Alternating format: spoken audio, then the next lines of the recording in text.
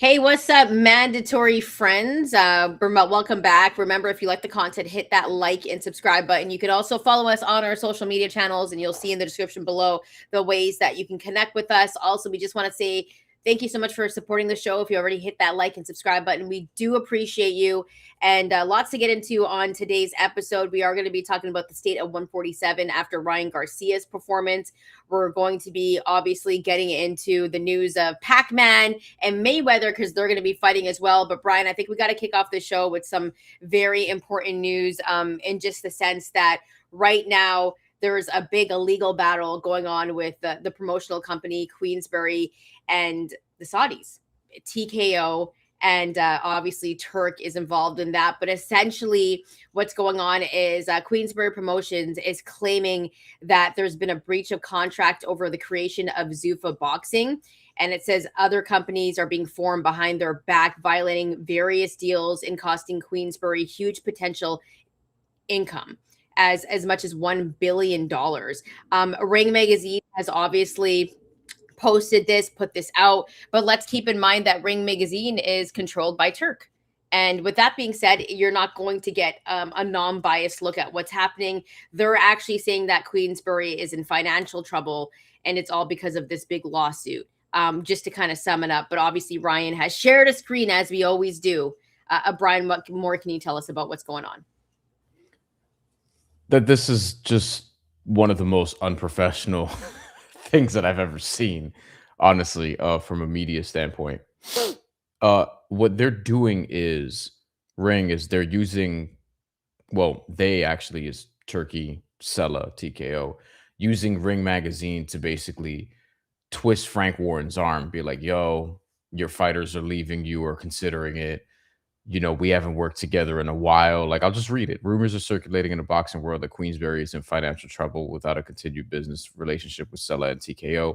The loss of those relationships have influenced Queensberry's threat to sue Sella and TKO. By the way, a lot of people did see through this bullshit and call it out on social media and was like, hey, this is propaganda. This is, whatever. I called this state TV, basically the same thing.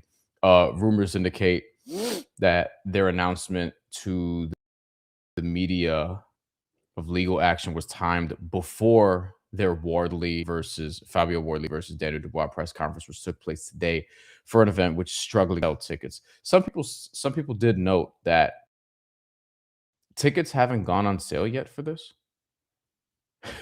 So this is oh my god, this is terrible. Like, this is straight slander. Frank Warren should also sue them for slander. Seriously, and defamation. They just should.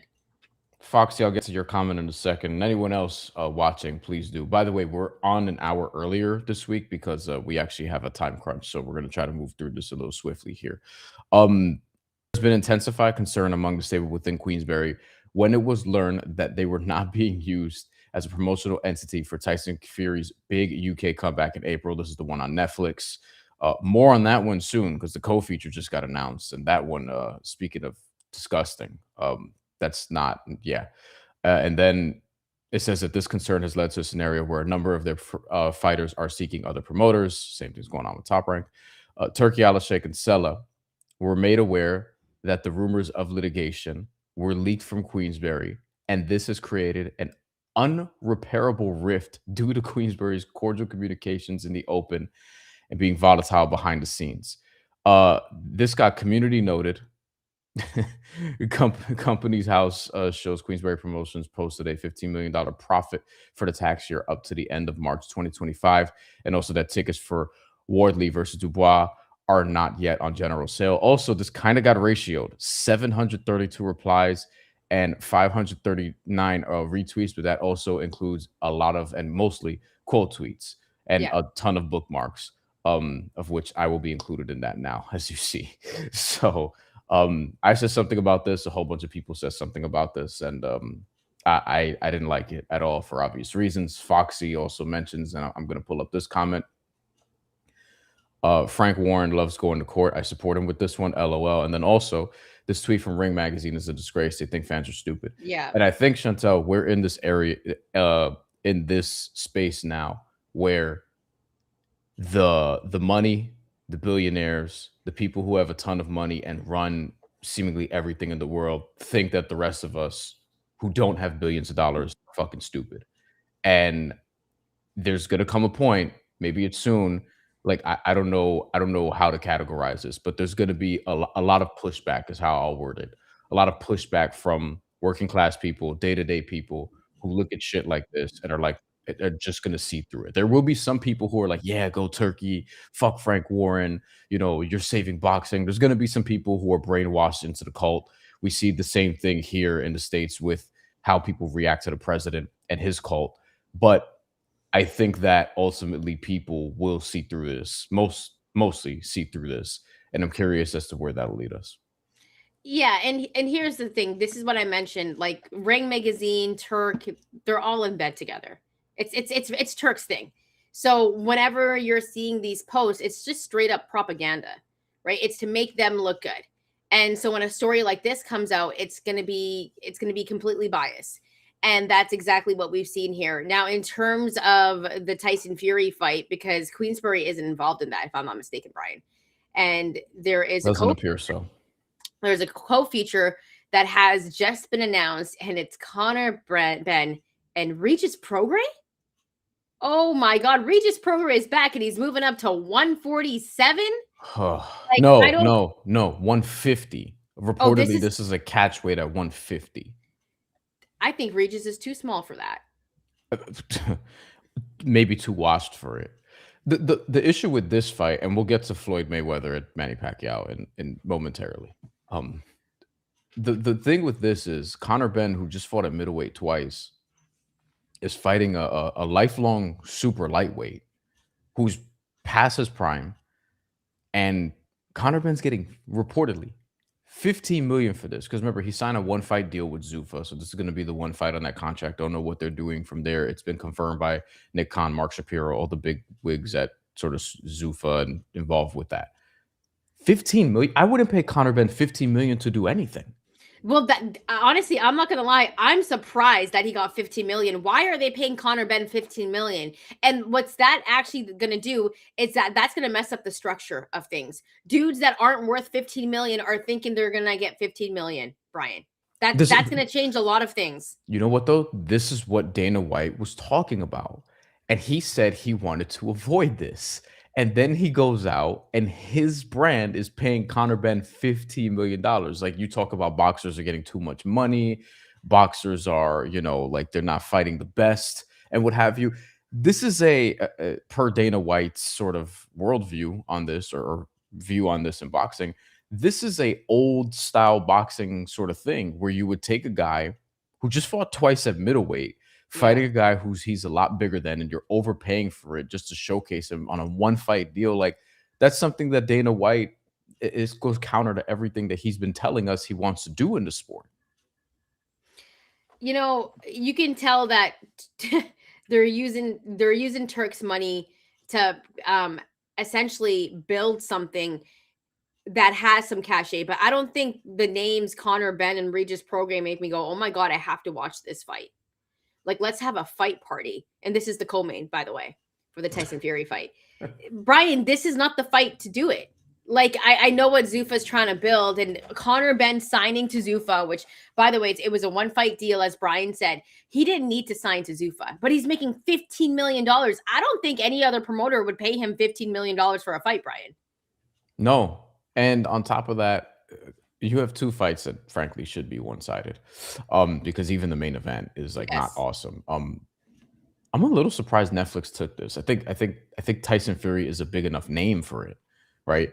But I'm still surprised that this is on Netflix. I also This is a think stupid card. Like, I'm just gonna be rude. This is a stupid card, and I don't care about any of it. I don't care about the main event. I don't care about the co-main. This card is brutal, and I'll probably like. I'm not even excited for it, Brian.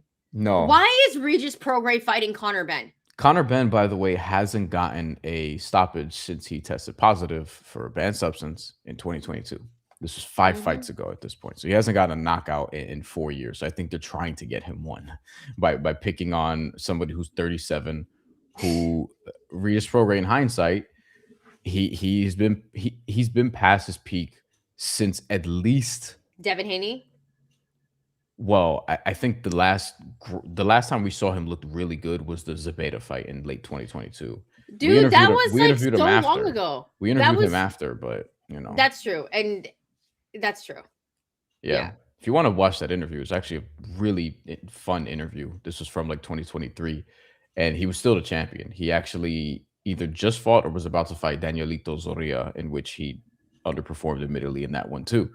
So, then he fought Haney, and from there, it's been whatever. But, yeah, he's a lifelong 140-pounder who was really good at one point, and, I don't know why when did all of a sudden Conor Benn become, like, must-see TV? Like, why are we treating Conor Benn like he's some sort of superstar? He's not. Like he's undefeated. He was undefeated until the Chris Eubank, the first fight. He lost that fight. He won the second fight, and Chris Eubank Jr. was clearly not the same because of the weight cut. And Conor Benn also again hasn't stopped any. The reason why I bring up the stoppages because you and I think sometimes stoppages could be overrated. We don't necessarily Yeah. need power, but he was stopping people up until he tested positive before he was going to fight Conor Benn like 4 year Chris Eubank Jr. 4 years ago originally. He's not the same guy. And he tested positive and then came back. It's like Alicia Baumgartner. You test positive, you don't really get suspended. You just kind of get, they kind of just put you on the blacklist for a little bit, and then you're allowed to come back. And in the case of Alicia Baumgartner, retain her titles, and we still don't really know what happened there. Like, and now he just came off 2 fights at middleweight, and he's gonna fight somebody who was 140 pounds. Come on, what I'm are we not doing? interested in this. Like, I'm really not. Brian, any final thoughts before we move on from this? Eric says, thank you for calling out the lack of professionalism. Also says, how do you see this lawsuit going for Frank Warren? I mean, I'm sure he has deep pockets, but I don't know if he has, Saudi government funded pockets. So it depends. But I don't know how the lawsuit's going to go, to be honest. I don't know. I think Frank Warren's going to lose some money trying to win this case, but who knows what will come from it. There will be some type of settlement, I'm guessing. sure, There will be some type of settlement that's going to happen. sure. And obviously, let us know if you actually like the card. Let us know if you're excited about it. Let us know what you think about Regis Prograis fighting at 150 pounds after we haven't seen a good fight from him in a minute for a I few want, years. Let us know what your thoughts are on this. Drop your comments because this is an interactive show. So please let us know. Brian, any final thoughts before we get to Mayweather and Pacquiao? I just wonder, how much Regis is getting paid. If Connor's getting 15 million, I would assume Regis is at least getting 5 mil? 7 figures, somewhere 7 figures. I don't know. He 5 would should. be. What are you? I don't know, but What's it's this. Tyson Fury getting for this? But 50? I mean, I could see that. I could see that because a guy that made $50 million in his last fight against Manny Pacquiao, I think he got 50 mil, and that was Money Mayweather, and he's coming back for a rematch that will count on the records against Manny Pacquiao, the fight that we never asked for. Brian, number 2. What do you think of obviously Manny Pacquiao? You know, we saw him recently just last year against Mario Barrios, and we'll be getting into him later on in the show. But this is a fight where there's been a lot of rumors about Money Mayweather struggling with money. And I don't know how much he is in debt. I heard it was like a crazy amount, like millions of dollars in debt. And now he's coming back for a fight with Manny Pacquiao. Brian, what are your thoughts on this? He has a lifestyle to maintain, and he's clearly. I recommend people, because we can't go through the whole thing here, and obviously, it honestly will take a long time. But this article that I have posted, this is from December of 2025. This is very recent. This is from Business Insider. They basically did a deep dive into Floyd Mayweather Jr.'s money issues, spending problem, and it's called Money to Blow. It's a fantastic read. It's really well done. Mhm. I think so. For a while, I was like, does Floyd Mayweather really have money issues? And then you kind of look at where things are with him publicly, like this report suing Al Heyman, doing all the exhibitions, taking money from Israel and the Israel government to be arm in arm with them. And, Yep. just like these random sort of side quests that he's been doing. And it does sound like somebody who has a money problem. I don't think he's broke in terms of like he needs a home or anything like that. Like I don't think it. I don't think he's unhoused, but clearly there's been a lot spent. We've seen you know, the cars and the things that he spends money on and going to the Gucci store and buying out the entire store. Like we've seen how he's acted and conducted himself. So that does like when you put all those things together and then you see something like this, like the Mike Tyson exhibition, by the way, is still happening before this. And then this fight with Manny Pacquiao not being an exhibition, it sort of signals to me that they feel like they can get more money making this an actual fight. And Manny Pacquiao just came back last year. Manny Pacquiao, by the way, who had his own tax issues before, Yeah. it got waived in a Filipino court for I think 55 million, but he still had to pay in America like 37 million or something to that effect. This was years ago, but he had his own tax issues during his boxing career in the 2010s. And by the way, has failed politically in the Philippines, at least for the seat that he was trying to obtain most recently. He did have a couple runs in office, but he was trying to get something bigger and it didn't materialize. So both of these guys have had some weird things going on outside of the ring. And now they're like, well, we can probably get a shit ton of money doing this. And unfortunately, Chantal, I think there's a world where this is the highest grossing event, most watched boxing event for 2025, which, Which is crazy, dude. That's crazy yeah, to me. yeah, it's like the biggest three names in the sport 10 years ago were Floyd Mayweather, Manny Pacquiao, and Canelo Alvarez. And the biggest three names in the sport right now are the same three people, and that's not good. It's not good for the sport. The only thing that it makes me really sad that Floyd has to go through this, right? Because you're thinking about his legacy and he's coming back just so he can get his money right. And it just goes to show like I do think boxers should have some type of union where they're also taught how to financially be smart. Like there needs to be a class that's given, there needs to be some type of benefits.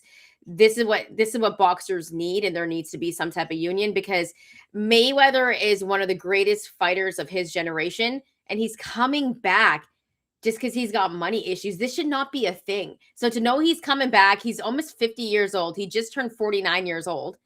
And to know that he's coming back because of it is crazy and it's sad.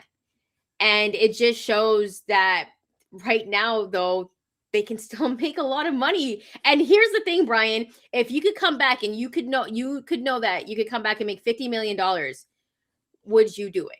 Yeah, like I would do it. And Against here's the somebody you thing. beat already, by the way. And here's the thing. I don't think this fight is going to be much different, and except for we're going to see like more like short flurries of Manny Pacquiao trying to get some punches off, but he's not going to land a lot on Mayweather. He's not. I don't think he is, I but we'll mean, see if it's entertaining. What do you think? Because we haven't seen Mayweather, yo.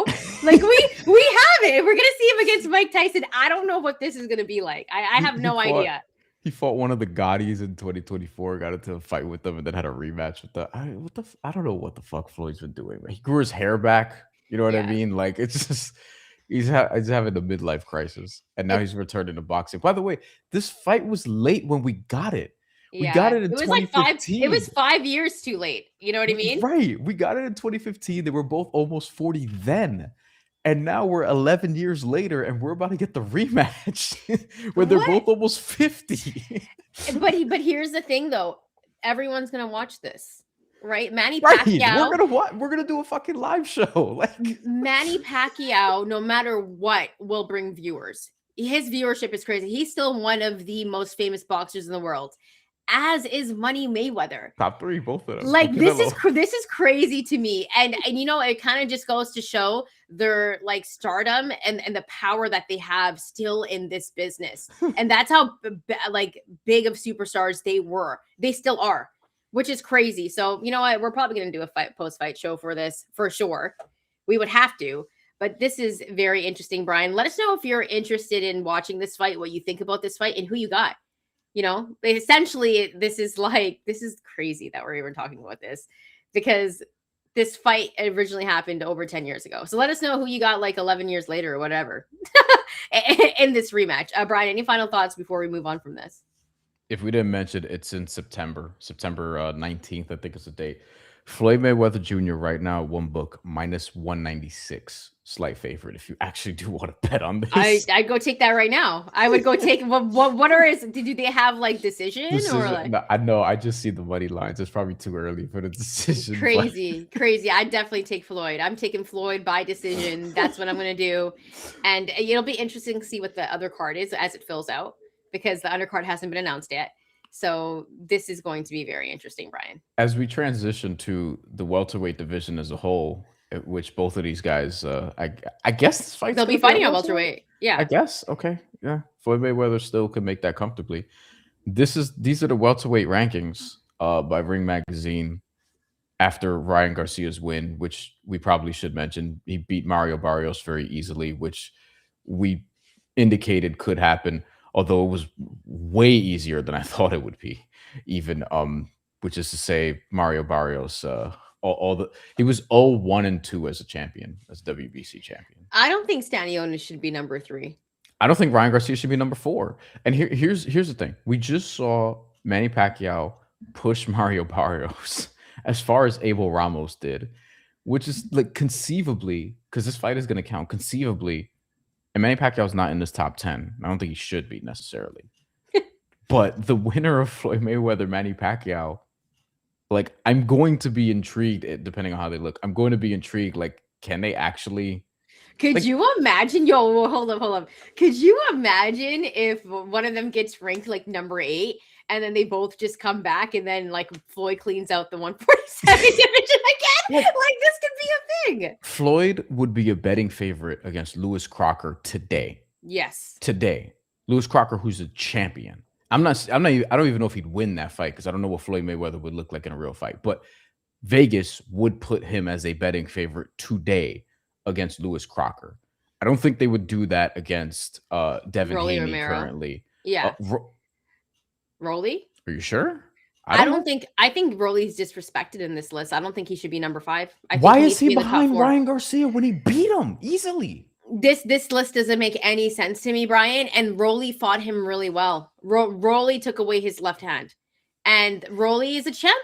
Rolly's a champ. WBA champ. By the way, so look, why is he number 5? Why is Stanionis number 3? Why is Brian Norman Jr. number 1? When did this list come out? Today. No. Who made this list? Yesterday, actually. This is Ring Magazine's list. This is Ring's list. This is like the official, the quote unquote Bible of boxing. They're not anymore. Ryan's right. Foxy said leave Crocker out of it. I think Lewis Crocker's pretty good, but I think welterweight division is the worst it's been in my lifetime. Although there's interesting fights now. Like if Shakur actually fights Ryan Garcia, I'm not interested in that fight at all, but we'll talk about it. I think Shakur just outboxes him for 12 rounds. If anything, I think Devin Haney and Tiger Johnson should get it on because all the beef there. Well, that's an interesting fight. I'd want to watch that, Brian. I don't think Tiger's ready for it, but I'd watch it. Yeah. So like again, this points to just how bad the welterweight division is now. As I pull up this other ranking, because I want to show you like a difference. But you have Ryan Garcia, Rolly Romero, Rohan Blanco's 6. We both love Rohan Blanco. We like, but 6 against who? Like who? who is he beating to this point? I think he'll earn that ranking, but maybe this just goes to the point of like welterweight not being great. Shakram Giyasov, Raul Curiel, Jack Yeah. Catterall 9, Tiger Johnson 10. If I just Chantel, if I just do this, right? If I just do this, Mm-hmm. we're gonna because I've said multiple times this is the worst welterweight's been in my lifetime, even though we have 3 champions who are divisive, I would say. This is the welterweight ranking from 2016, 10 years ago. So this is when I started covering boxing. Like the first fight I covered this year, the Leo Santa Cruz, Carl Frampton card at Barclays Center, which was stacked. That was 10 years ago. So this is what we had at welterweight in the top 10 that time. With Kell Brook, Keith Thurman, Sean Porter, Manny Pacquiao, Tim Bradley. Tim What Bradley a was great, five. right there Like is fire. Amir Khan, Danny Garcia, Errol Whew. Spence, Jesse Vargas, and then you had Konstantin Ponomarev. And by the way, Terrence Crawford was on his way. He came up like the next year, I believe. Like Danny Garcia Sheesh. was 7, Errol Spence was 8. It's And this is crazy. Kell Brook the year he fought Gennady Golovkin. So this is like good, like peak Kell Brook, where he had already beaten Sean Porter, and he was like, you know what, fuck it, I'm gonna fight Triple G. And he actually fought well until his eye issue, Yeah. But welterweight's just not. How do you feel about the welterweight division right now? Because I just think it lacks I depth. I've said it, and I've said it numerous times. It's not as popping as past years. In fact, I think I would be on record saying I was like one of the first people that said that. I'm pretty sure I was on one of our episodes, and I feel like it's just not what it used to be. I've said this before. Like Floyd used to run this division, right? Oscar De La Hoya. You mentioned Kell Brook, who at his peak was really, really good. Spence and Bud. Like, I don't think it has the names like that. I think Devin Haney, Ryan Garcia, and Rolly make it interesting, more interesting, Brian, because like even last year, this division looked weak, if anything. And Ryan Garcia having the performance he did against Mario Barrios, that to me was really, really interesting, to be honest with you, because it shows how bad Mario Barrios is. Like, let's just be honest here. And I think we both had Ryan Garcia winning, if I'm not mistaken. We both Yeah, took Ryan, and he got it done. But now it just sets up Ryan and Devin, and I think that's the rematch that everybody wants to see. But also Ryan and Rolly should have a rematch. I just hope it's not as boring as the last one. But now you can get Devin and Ryan, and that's the main thing. yeah. Devin Ryan. Ryan has 4 money fights he could pursue. Rolly Romero 2, which apparently he's not going to. He doesn't seem interested in that one. I guess we're just gonna act like Ryan Garcia is better than Rolly Romero, even though he got outboxed and dropped by him. But okay. Ryan Garcia versus Shakur Stevenson, which I'm less interested in because I think I know how that one will go. Yeah. Devin Haney 2, that's the one. That's the one. That's the one that we should get. That's the one that personally I think we as a boxing community should want the most.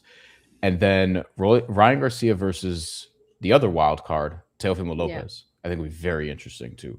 Because Teofimo is going to move up, and welterweight could have some life moving forward. All these guys are flawed, but all these guys are mostly interesting. And then Lewis Crocker is just over here with the IBF title, the workman's title, and is going to fight, I think, Liam Paro in his first title defense, which I think will be a fun fight on the zone.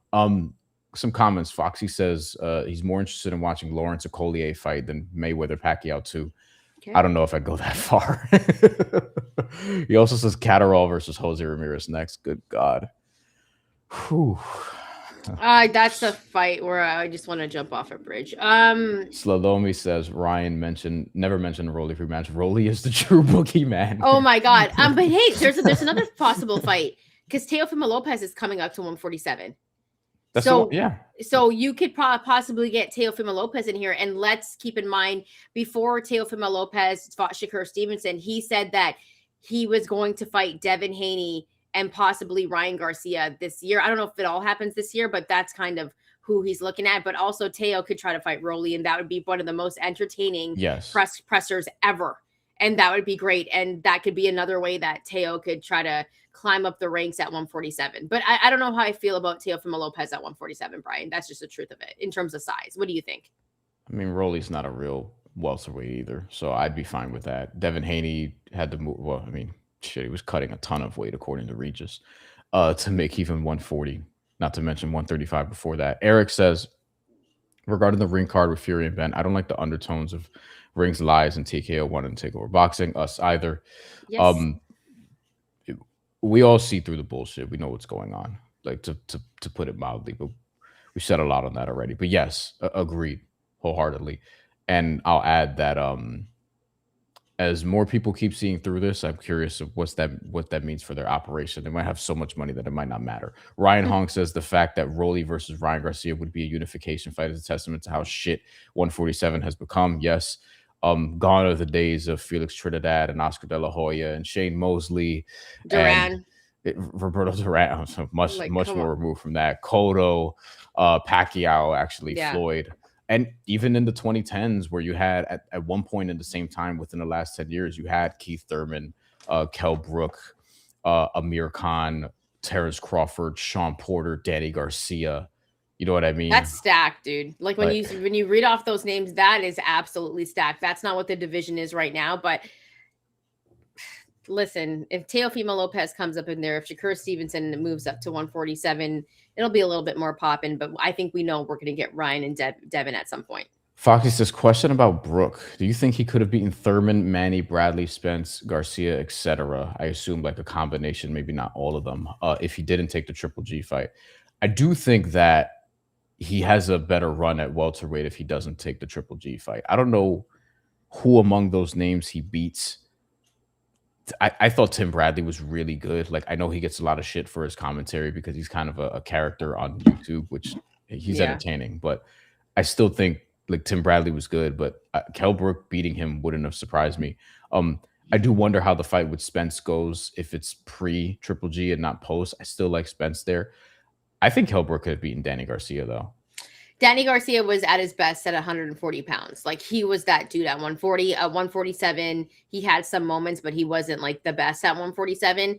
I do think, in terms of one time, Keith Thurman, when it came to his injuries, I think that slowed him down. But I think Keith Thurman at one point was one of the best at 147. I don't think Kell Brook could have beat Keith Thurman at his best. Like Keith Thurman was that dude. In my opinion, at 147. So I think for me, injuries for him kind of slowed him down. I think he could also beat Manny at that stage, because in 2015 I had written in our student newspaper because I had a column and I was in college at the time. I was saying, yeah, Terrence Crawford could beat Manny Pacquiao right now. This is in 2015 after he beat like De'Aaron John. Like, I'm like, he could beat Manny Pacquiao right now. I think Kell Brook, probably in that 16, 17, like if he didn't fight Triple G and fought Manny Pacquiao instead, like, I thought Manny Pacquiao was falling off at that point already. And that was 10 years ago. Yeah. And he's fighting Floyd Mayweather now.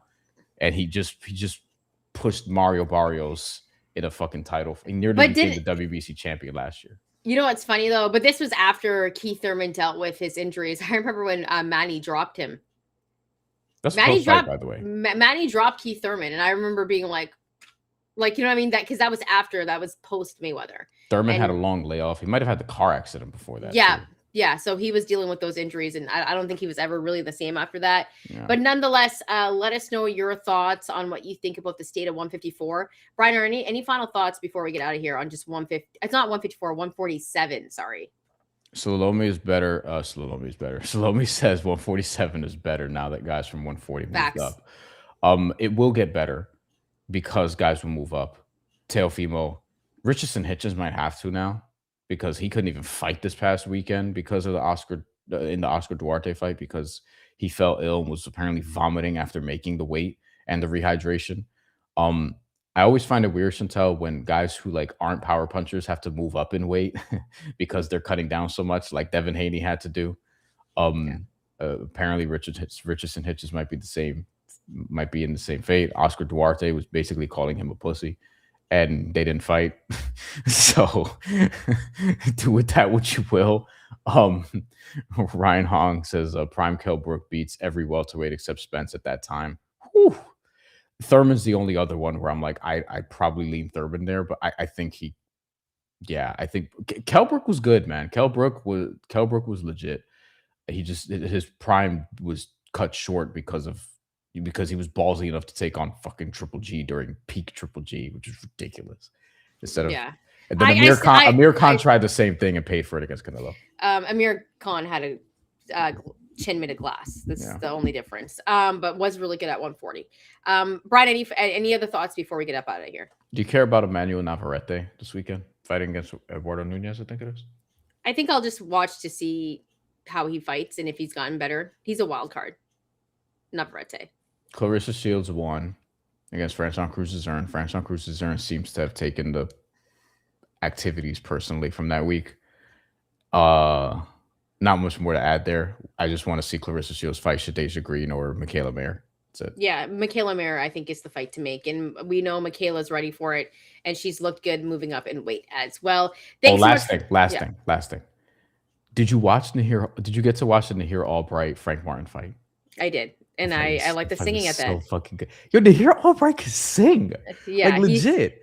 He can legit sing. Yo, do some features, Nahir. Fuck this boxing shit. You know, like we need you to not get CTE so that you can embark on a singing career.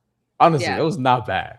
No, he was good. I was thoroughly impressed. I love Nahir Albright. We should try to interview Nahir Albright. No, we should. All right, we'll be back next week at a regular time, 10 a.m. Pacific time, 1 p.m.